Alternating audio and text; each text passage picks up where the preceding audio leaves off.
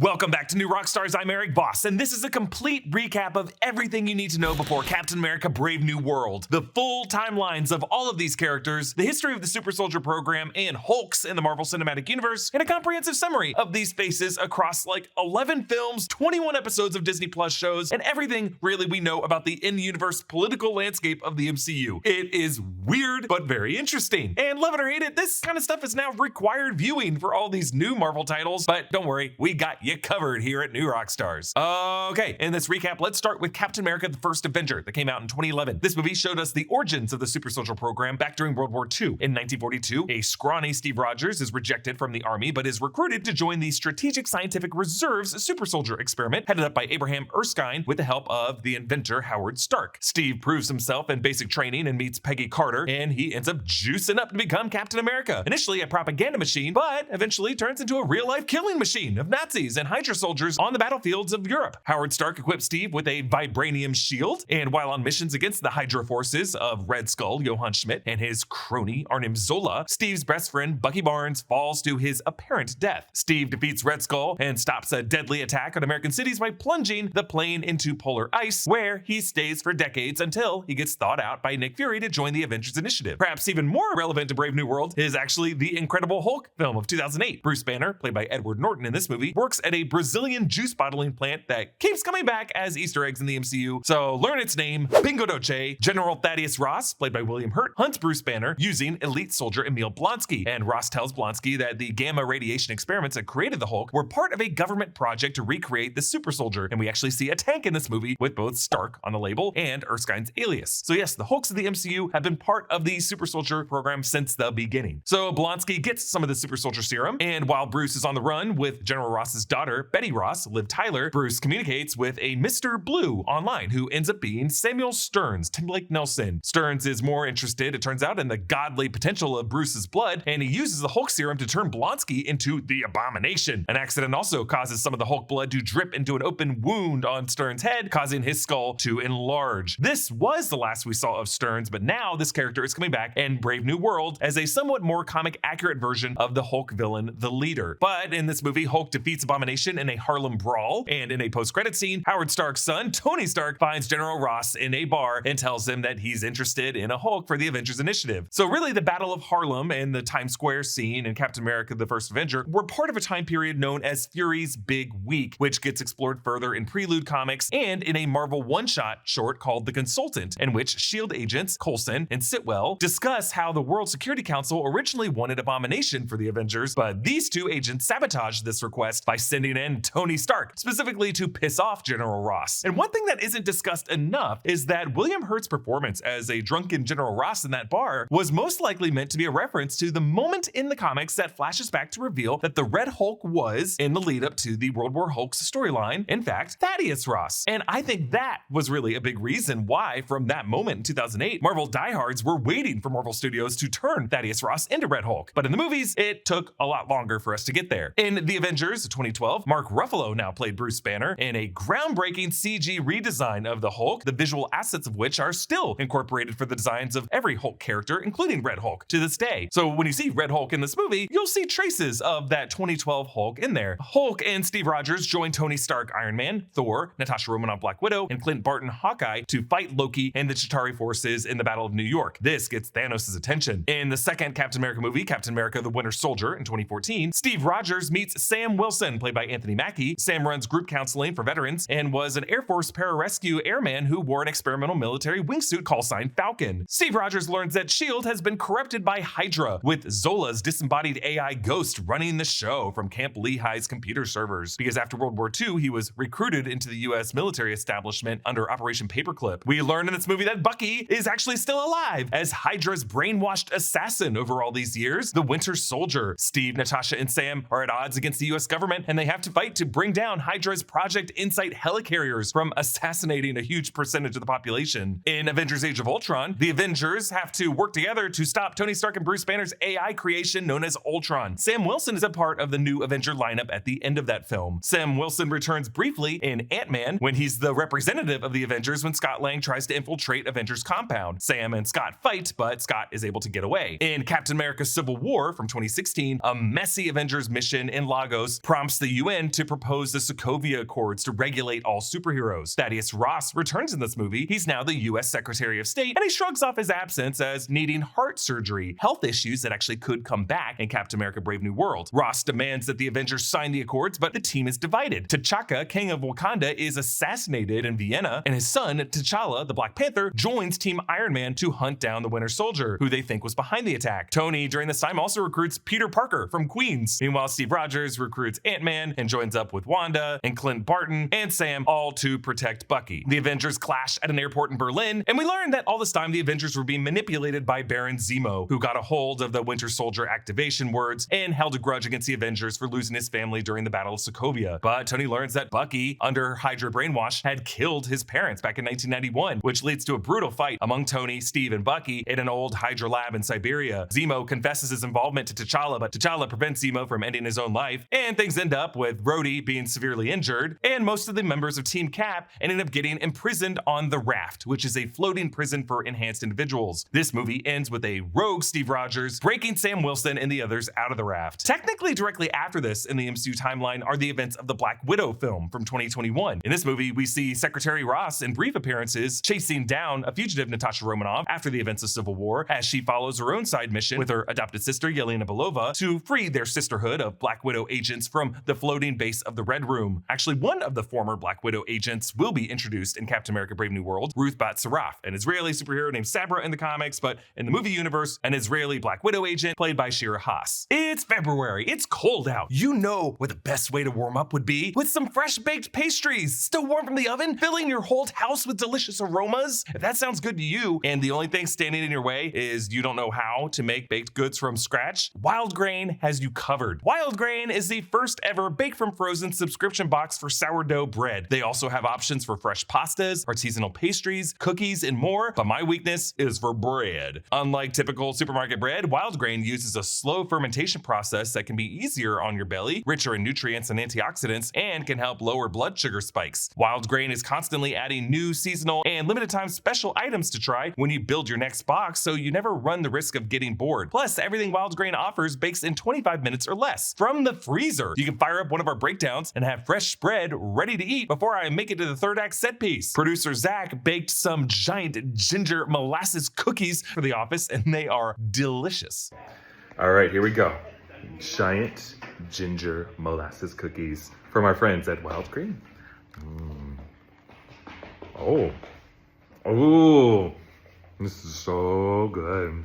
Yum, yum, yum, yum. If you want to check out Wild Grain, be sure to click on my link in the description and use my code Rockstars to get $30 off your first box. Plus, you'll get free croissants for life. Now, in Avengers Infinity War, which came out in 2018, Sam Wilson joined Steve and Natasha on the run as anti-Sokovia Accord fugitives. Thanos' forces arrive to Earth seeking the Infinity Stones, one of which is the Mind Stone in Vision's head. The fugitive Avengers return to Avengers compound, where Rhodey ignores a demand during a holo call with Secretary Ross to arrest Sam and Steve, Natasha, Wanda, and Vision. Sam ends up joining this group to Wakanda, where they try to have Vision's Mind Stone extracted while they end up fighting Thanos' forces, but ultimately the Avengers fail to stop Thanos from gathering all 6 Infinity Stones, and Thanos snaps, and Sam Wilson dusts, and Bucky Barnes dusts. Secretary Ross, we later learn in Endgame, is also among the dusted. In Avengers Endgame in 2019, initially we see the surviving Avengers killing Thanos, but leaving Earth still in a state of despair. 5 years later, Earth has gone through a period known as the Blip, and we're now in 2023 in the MCU timeline. Scott Lang ends up getting freed by a rat from the quantum realm, and he ends up talking to Tony Stark, who rethinks his past time travel experiments and basically unlocks the secrets of time travel, which enables the Avengers to carry out a time heist to pull Infinity Stones from different points in the past. And it works! Hulk is able to snap everyone back, but unfortunately, a past version of Thanos follows them to the present, leading to the Battle of Earth. But Sam Wilson is the first returning hero that Steve Rogers hears, and he calls back the first words these two exchanged in Captain America the Winter Soldier. On your left. On your left. The united Marvel heroes defeat Thanos, but Tony Stark dies, and Secretary Ross actually shows up at Tony's funeral. Steve Rogers goes back in time to return the Infinity Stones, and he shows back up on a bench as an old man, passing along a new Captain America shield to Sam Wilson, making Sam the new Captain America. All we really know is that that version of Steve Rogers had gone back in time to live out a normal life with Peggy Carter, but we don't really know what that marriage looked like. It could be a question answered in Avengers Doomsday, might get addressed in Brave New World, but we don't know. know. Now, this moment in Endgame for some viewers might have been the last time they really saw Sam Wilson in a Marvel anything, but his storyline did continue in the 6 episodes of The Falcon and the Winter Soldier Disney Plus series in spring 2021. This begins with Sam feeling unworthy of being Captain America, donating his shield to the Smithsonian, but the government ends up giving it to John Walker, Wyatt Russell. Sam learns about Isaiah Bradley, a black super soldier erased from history, tortured and imprisoned by the government, which deepens Sam's doubts. Sam now works with Joaquin Torres, Danny Ramirez, and the United States Air Force on contract missions, but then he ends up joining up with Bucky Barnes and Zemo to stop the Flag Smashers, a group of militants with stolen super soldier serum. This trio ends up going to Madripoor, where we find out that Sharon Carter, Peggy Carter's great niece, is now the power broker, arms dealer of Madripoor, and they end up going to the Baltic, where they run into the Wakandan Dora Milaje group. John Walker goes too far while apprehending the Flag Smashers and uses Cap's shield to publicly and bloodily execute a Flag Smasher, and that gets him dishonorably discharged, but ultimately recruited by Val to be U.S. agent, future member of the Thunderbolts. Sam gets Cap's shield back and trains with it at his Louisiana home, bouncing it off of trees in moves that I'm sure will come back in Captain America Brave New World. He gets a new suit from the Wakandans, and working with Bucky and John Walker, end up stopping the Flag Smashers from an attack on world leaders in New York. Sam Wilson gives a speech to those world leaders from the GRC. We actually do see the raft again in this series, and there's a chance that it shows up in Brave New World. By the end of the series, Isaiah Bradley gets a new Black Captain America exhibit at the Smithsonian,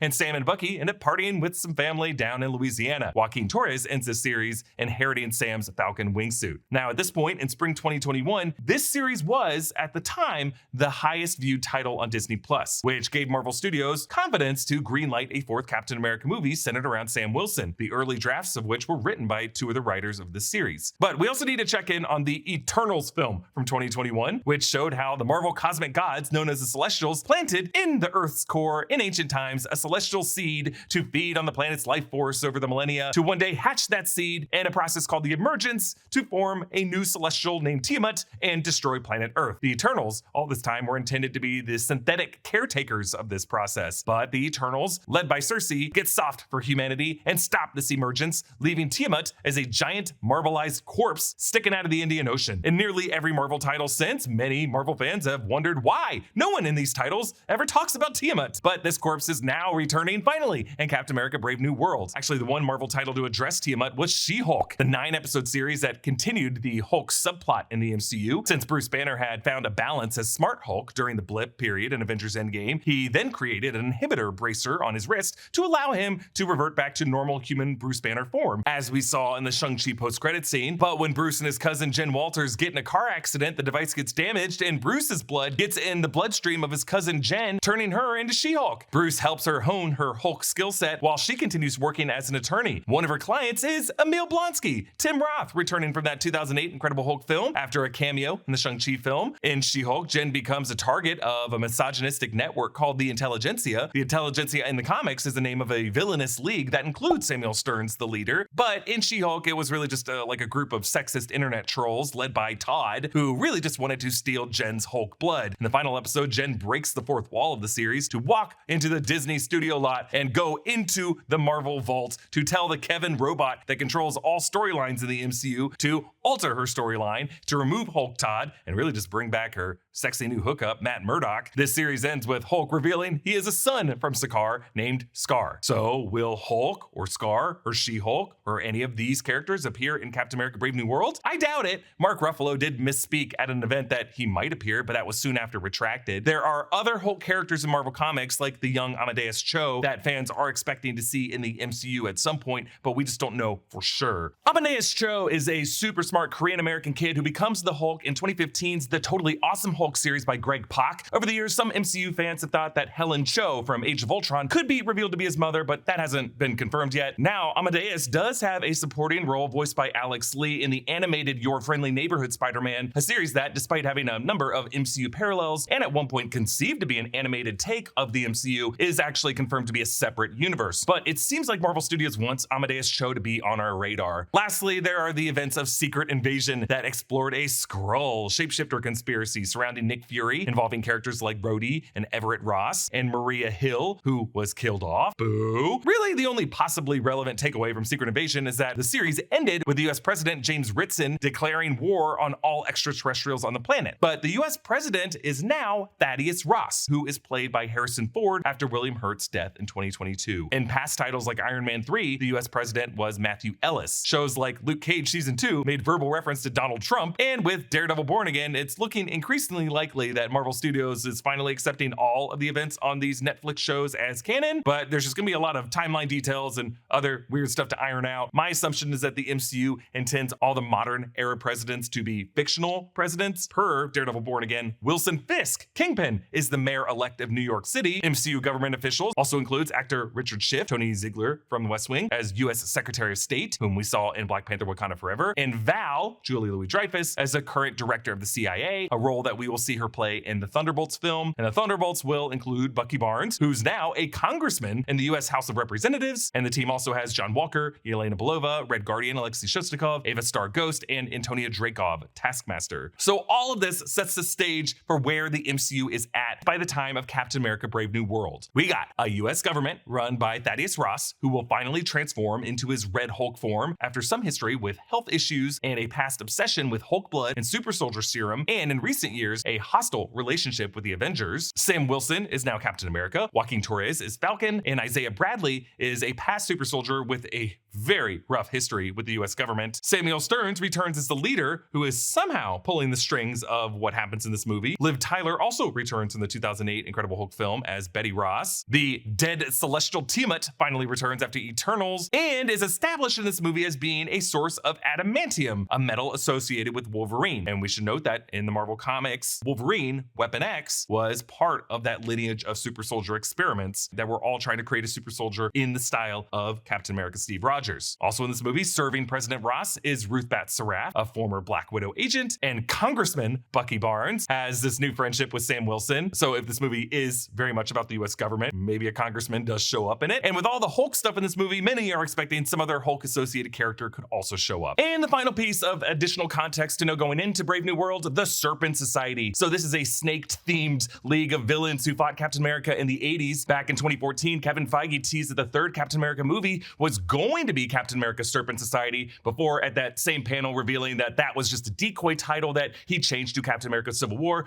when he revealed that Robert Downey Jr. was going to be in the film. In this movie, the Serpent Society is led by Seth Volker, played by Giancarlo Esposito. Originally, the role was going to be played by WWE superstar Seth Rollins, but that was changed as part of this film's reshoots that I go into in this video. Now, we have broken down all of these titles on the new Rockstars channel in the past. We're going to release a full compilation of all the episodes of The Falcon and the Winter Soldier, so you can watch that to catch up too. In the days ahead, in addition to our Super Bowl videos, we're going to have a video about the post-credit scene of Captain America Brave New World, a big in-depth Easter egg analysis of everything you missed in Captain America Winter Soldier that's going to come out on release day, February 14th. But also on that same day, over on the Break Room channel will be our official honest review discussion of Captain America Brave New World. And we're not going to pull any punches on that. So be sure to subscribe to the Break Room so you can join us for that conversation. Comment down below with your thoughts on this timeline. Follow me at EA Voss. Subscribe to all channels in the New Rockstars Network for breakdowns and news coverage of everything you love. Thanks for watching, and I'll see you next time. Bye.